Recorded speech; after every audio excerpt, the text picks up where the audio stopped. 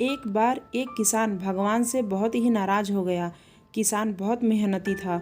बहुत मेहनत से वह खेतों में अनाज उगाता, उसकी देखभाल करता, पर अक्सर उसकी फसल खराब हो जाती। कभी सूखा पड़ जाता, कभी बाढ़ आ जाती, कभी तेज धूप, कभी आंधी।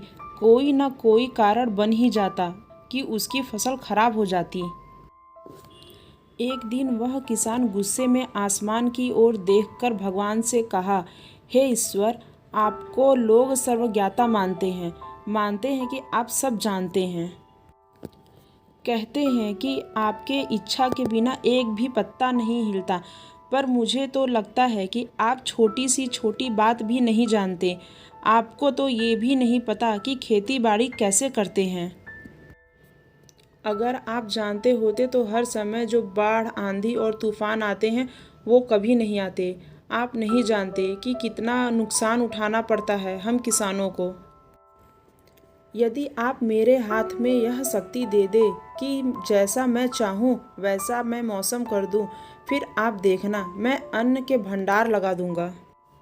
भगवान इस किसान के तीखे वाक्य सुनकर मुस्कुरा रहे थे और वह किसान के सामने प्रकट होकर बोले, मैं आज से तुझे यह शक्ति देता हूँ कि तुम अपनी खेतों पर तुम्हारी जैसी इच्छा ही तुम वैसा मौसम कर दोगे।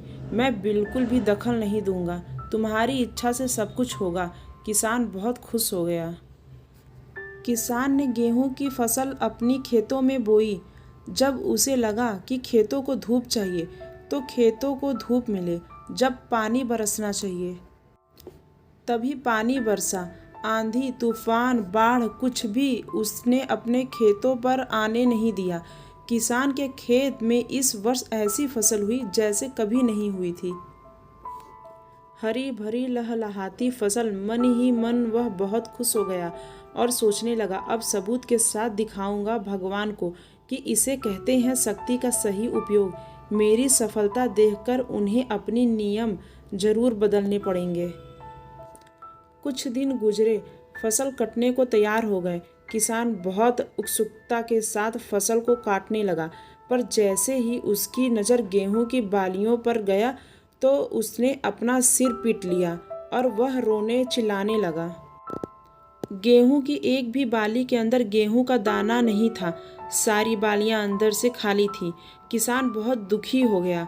उसने भगवान को रोते हुए फिर पुकारा, हे प्रभु, तुमने मेरे साथ क्या किया?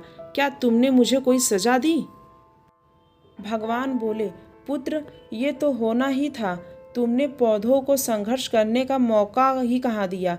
ना तो तुमने उन्हें आंधियों से जूझने दिया, ना तेज बारिश से सहने दिया और ना ही धूप में तपने दिया। एक भी चुनौती का सामना तुमने उन्हें नहीं करने दिया। इसलिए सारे पौधे अंदर से खोखले रह गए। जब आंधी, तूफान, तेज बारिश और धूप पड़ती है तभी ये पौधा अपने अस्तित्व को बचाने के लिए संघर्ष करते हैं और इसी संघर्ष से एक बल पैदा होता है जिसमें शक्ति होती है, ऊर्जा होती है। और यही ऊर्जा पूर्ति तेरे गेहूं के दानों की तरह जो नहीं फूटी।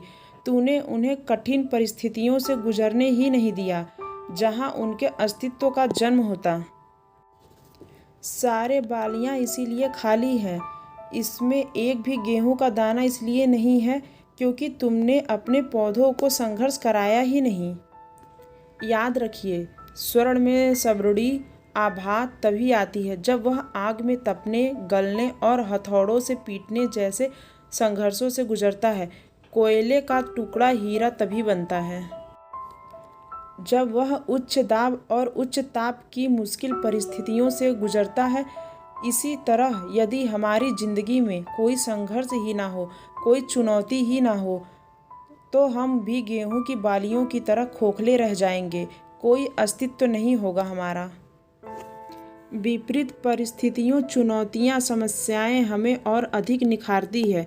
यदि जीवन में कठिन परिस्थितियां और चुनौतियां आए तो घबराना मत, बल्कि सामना करना। विश्वास करना कि आप और अधिक निखर जाओगे और अधिक मजबूत बन जाओगे।